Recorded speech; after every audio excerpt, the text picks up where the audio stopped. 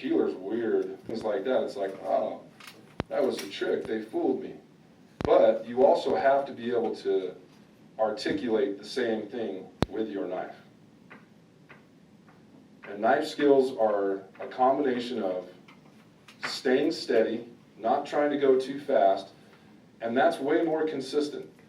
And by the time you're done with that, it also presents to where you can use it as art. And what we would do at Culinary Crafts is we would stain these different colors so that we could make a checkerboard pattern on top of a salad or on top of a garnish. And if this one was red and that one was blue, imagine what that would look like. You can't do that with that. I need your knife skills to be able to do that.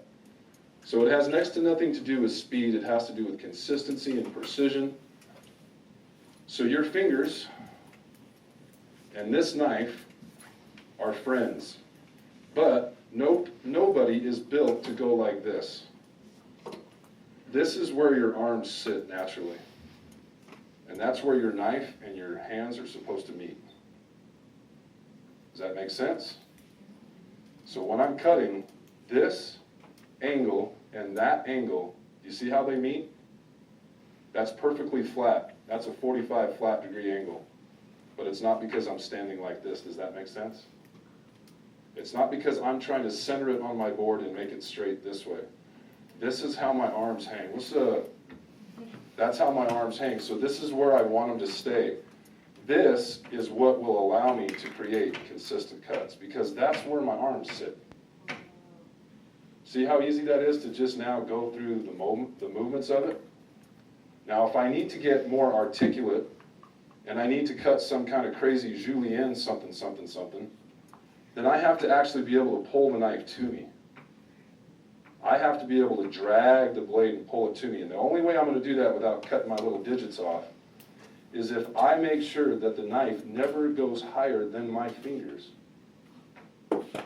Every time that I lift the knife, this is my clutch. It's rubbing on that pad, that flat part of your fingers is the design that you try to create. And that's your little scaffold, it's called. Now this, if you've ever seen a machine that has a blade that's going to cut something, and all you're doing is using like a plunger or a push stick. This is your push stick. This just comes on like a machine, okay? The blade just comes on like a machine. Gets centered, and then the machine comes on. And my thumb is just the clutch. Oh, whoa, I ran out of cucumber. No leftovers. No bits and pieces like that. Your waste, when you have great knife skills, is going to... If I come in the kitchen and I see this, I'll be like, wow, that was cool, but look, it didn't cut all the way through.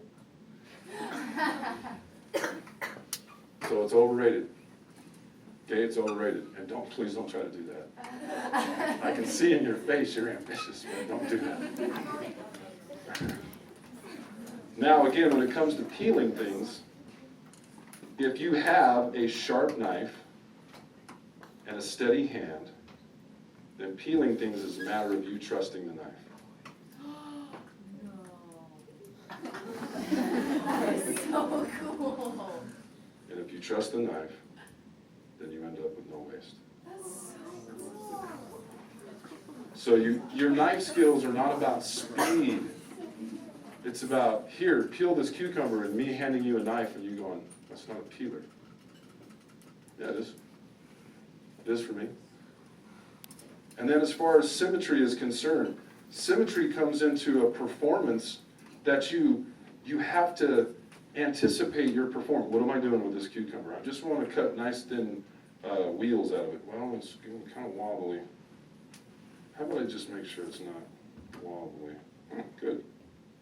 Now, I can go through my performance cuts consistently without lifting the knife higher than my fingers, pulling the blade to me nice and consistently, and using my thumb as the clutch and the guide to determine how far I go.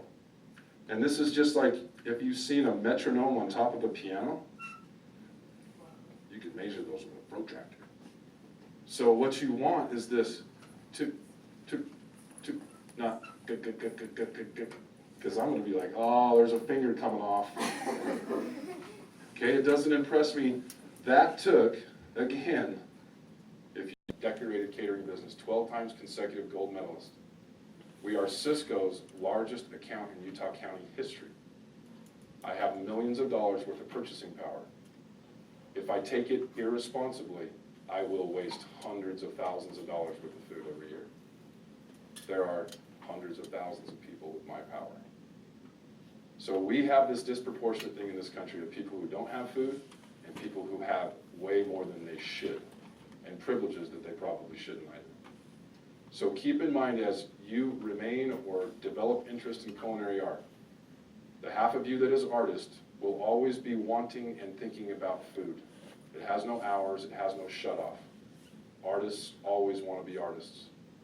But as culinary students and executives of the business, you got to have great math skills, you got to have great people skills, and you have to have great organization and leadership skills. So please continue to let all those things develop in your life naturally because they have a good fit somewhere in culinary art, if that makes sense. So let's take a few minutes towards the last that we have to take some questions. If nobody has any questions, that's okay. I can talk. See how they touch flat now? These are 45-degree angles making a flat, making a perfect right here. See, flat angle? Now if I try to turn like this, I'll show you in a moment why you would need to do that occasionally, but this is where you're going to live 95% of the time when you're cutting stuff in a commercial kitchen. You need to get comfortable with these angles. The number one most important rule is to use this part of your hand and your fingers, gently resting your fingertips and just let them, collapse a little bit. And you'll see that that actually forms your flat clutch, like a backboard. And that backboard is what you're sliding it up against, just like this. That's what you're moving it up against. It's just like a piece of technology, just like that. Okay? So now that I have that established, the one thing I want to make sure that I don't do is lift the knife higher than my clutch or my backboard. Don't lift the knife way up here. For any of you that understand hockey, that's called high sticking. No high sticking, okay? Keep your stick on the ice. You don't need to have that thing floating around in the sky. So now that I've got my backboard, I'm going to establish that I'm never going to lift my knife higher than my clutch. Now I got to use this as a push stick. So imagine this guy just going dum dum dum dum dum dum dum dum, and I got the carrot and I go and this thing just stays on. Okay? That's what you're trying to replicate. You're going to use your thumb as the push stick to go into the moving blade. Does that make sense? Otherwise, your rhythms are out of synchronization. And it's like trying to pat your head and rub your stomach. What you're trying to accomplish is this. You're trying to accomplish this, just like a metronome on a piano that measures time and tempo, this is going to get your fingers cut off. You find your own tempo, because what you're trying to do is make consistent cuts is the key. I don't need, and I'll demonstrate just to get it out of the way, I don't need that, because it doesn't cut anything up. Okay? Bad for your knife, too. And it's really bad for your knife. So what I want, you see, I'm actually pulling. I'm not even lifting, I'm pulling. And they're all going to be consistent. They're all the same size. You can measure them. Okay? So knife skills have nothing to do with speed. It has to do with your efficiency. Now, if I go to my paring knife, and I want to get something really delicate, then see my angle doesn't work. And I got that. That's not what I wanted. So, again, this is your natural position, but if you need to get a fine cut, you have to actually see where you are placing the knife. Whoa. You have to look at that. And those are, whoa, I can see it. And that's technology, that you can't do that on a mandolin. You have to do that with just reliable knife skills and lots of hours handling it. So again, see, this isn't even cut all the way through. That's not the way it works.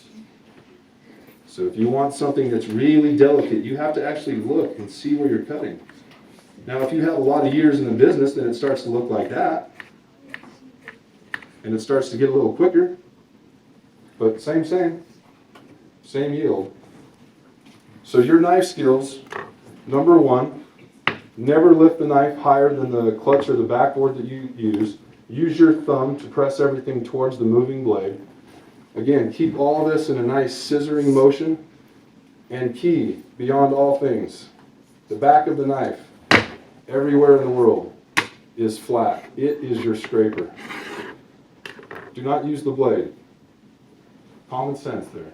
Dulls the blade. Scrapes off your sharp edge.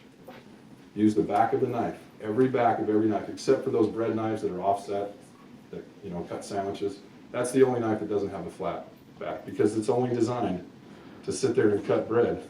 What are you trying to scrape off? So that's why it doesn't have it. Everything else in the world, from big ones to little ones, they're all going to be flat. That's what you use to scrape your board.